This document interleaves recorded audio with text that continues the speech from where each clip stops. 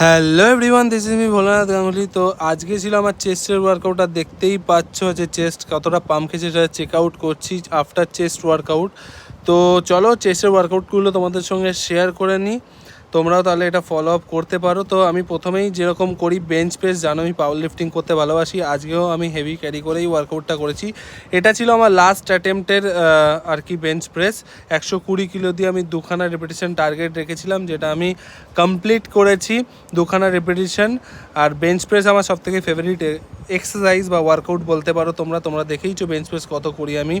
তো সেকেন্ড যে ওয়ার্কআউটটা আমি করেছি সেটা হলো পেকডেক ফ্লাই বা বাটারফ্লাই বলতে পারো তোমরা, যেটা আমি ফুল স্ট্যাকেই করেছি। নিজেকে বাহবা দিচ্ছি না, বাট আমি হেভি ক্যারি করি, তোমরা ভালো করেই জানো।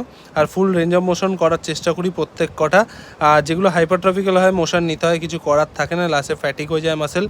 আর প্রত্যেকটা ওয়ার্কআউটের শেষে কিন্তু আমি প্রত্যেকবার চেস্টকে ফ্লেক্স করেছি, মানে মাসেলকে ইন্টেন্সিটি দিয়েছি বা মাসেলকে ভালো কন্ট্র্যাক্ট করেছি, যাতে মাসেলের গ্রোথটা ভালো হয়, ইন্টেন্সিটি ভালো পাক। থার্ড যে ওয়ার্কআউটটা আমি করেছি সেটা করেছি high to low cable cross. Cable cross করলে আমাদের ওভারঅল চেস্টই আছে, বাট ইন্টেন্সিটিটা তোমাকে সেই লোয়ার অ্যাটেনশানেই দিতে হবে, নাহলে এর সাথে কিন্তু শোল্ডার অ্যান্টেরিয়র মাসেলও ট্রেন হয়। বেসিক্যালি লোয়ার চেস্টের সাথে সাথে বা আপার চেস্টের সাথে সাথে আমাদের ইনার চেস্টও কিন্তু ট্রেন হয়। কেবেল ক্রস করার সাথে সাথেই আমি কিন্তু চেস্টকে ফ্লেক্স করছি ভালো করে, যাতে ভালো করে মাসেলের গ্রোথটা হয়, ম্যাচুরিটি গেন হয়, আর কানেকশনও ভালো বিল্ড হয়। ফোর্থ যে ওয়ার্কআউটটা আমি করেছি সেটা হলো ইনক্লাইন বেঞ্চ ডাম্বেল প্রেস। দেখতেই পাচ্ছ এটা ছিল আমার 5th নম্বর সেট, যেটার মধ্যে আমি 35 কিলো দিয়ে ইনক্লাইন বেঞ্চ প্রেস করেছি। লাস্টে ফ্যাটিক লাগছিল অনেক, ভেবেছিলাম যে করতে পারবো না, যে লাইট ওয়েটেই করে নিই। তারপরে গিয়ে দেখলাম না, হয়ে গেছে, ট্রাই করে দেখলাম। আর ভিডিও বানাচ্ছিলাম বলে এমন না তোমাদের দেখাচ্ছি হেভি, আমি কিন্তু নর্মাল টাইমেও হেভি ওয়েট ক্যারি করি, আমার বডি পার্টকে ট্রেন করি। আদার্স ভিডিওস দেখলেও তোমরা সেটা বুঝতে পারবে। ইভেন আমি পাওয়ার লিফটিংও খেলি, বডি বিল্ডিংও খেলি।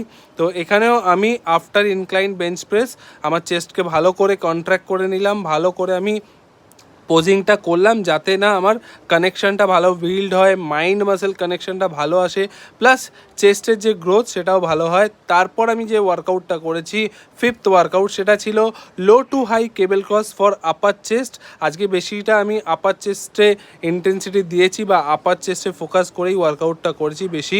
তো এরপরেও আমি কিন্তু আমার চেস্টকে ভালো করে ফ্লেক্স করে নিচ্ছি, দেখতেই পাচ্ছ।